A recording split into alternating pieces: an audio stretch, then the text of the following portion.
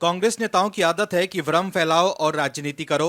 BJP को लेकर भी कांग्रेस के नेता यही कर रहे हैं। कांग्रेस नेता राहुल गांधी के साथ तो अलग ही खेला हो रहा है।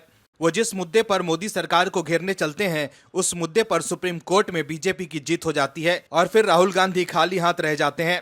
अभी नीट परीक्षा मामले पर राहुल गांधी मोदी सरकार को घेर रहे थे, लेकिन सुप्रीम कोर्ट के फैसले के बाद वो कुछ बोल नहीं पा रहे हैं। इससे पहले राफेल और दूसरे मुद्दे पर भी ऐसा ही हुआ था, लेकिन अब किसानों के मुद्दे पर कांग्रेस एक्सपोज हो गई है।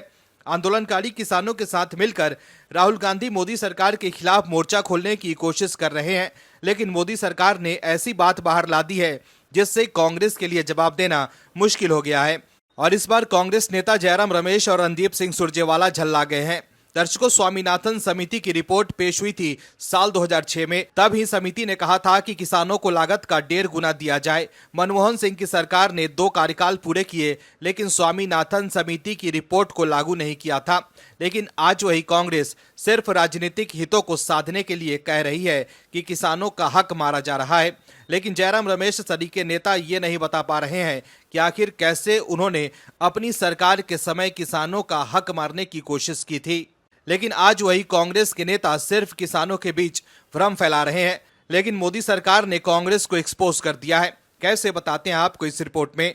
दरअसल राज्यसभा में किसानों के मुद्दे पर बोलते हुए केंद्रीय कृषि और किसान कल्याण मंत्री शिवराज सिंह चौहान ने कांग्रेस और यूपीए सरकार पर जमकर निशाना साधा।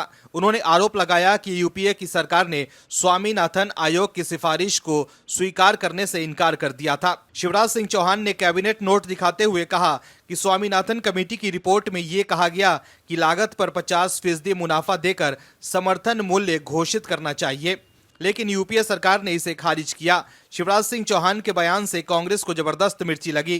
कांग्रेस महासचिव रणदीप सिंह सुरजेवाला ने कहा कि इससे किसानों के खिलाफ मोदी सरकार की साजिश उजागर हो गई है।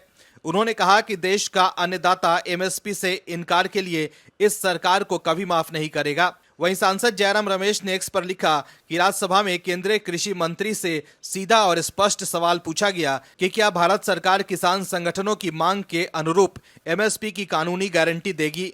लगभग 30 मिनट तक वो सवाल का जवाब देने से बचने के लिए इधर उधर की बातें करते रहे। उन्होंने आरोप लगाया कि मुद्दा चावल, गेहूं और अन्य कृषि उत्पादों के लिए एमएसपी की कानूनी गारंटी का था, लेकिन मंत्री जी सिर्फ जलेबी भाषण देते रहे। इसके अलावा जयराम रमेश को राज्यसभा में उपराष्ट्रपति और राज्यसभा के सभापति जगदीप धनखड़ ने कार्यवाही में बाधा डालने के लिए जमकर क्लास लगाई। राज्यसभा में किसानों की समस्या को लेकर सभापति जगदीप धनखड़ कुछ बोलने की कोशिश कर रहे थे, लेकिन तभी राहुल गांधी के करीबी जयराम रमेश ने उन्हें टोकने की कोशिश की। इस पर सभापति ने उन्हें डांट दिया।